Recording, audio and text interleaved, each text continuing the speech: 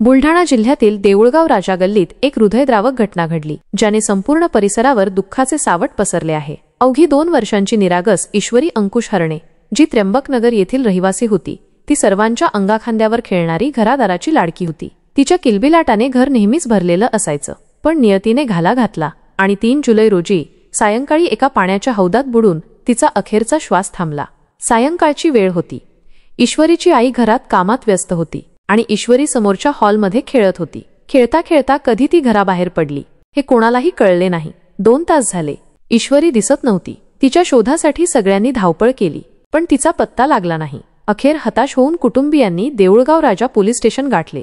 प्रभारी ठाणेदार आशिष रोही यांनी या घटनेचं गांभीर्य ओळखत तात्काळ दखल घेतली। त्यांनी तातडीने घटनास्थळी धाव घेत पोलिसांचा मोठा फौजफाटा घेऊन चौकशी सुरू केली। आजूबाजूला असलेल्या प्रत्येक ठिकाणाची पाहणी करत असताना एका पाण्याच्या हौदातच ईश्वरीचा निर्जीव देह आढळून आला। हे दृश्य पाहून उपस्थितांच्या काळजाला अक्षरशः छेड पडली। तिला तात्काळ देऊळगाव राजा ग्रामीण रुग्णालयात नेण्यात आलं, पण तोपर्यंत खूप उशीर झाला होता। चिमुकल्या ईश्वरीची प्राणज्योत मावळली होती।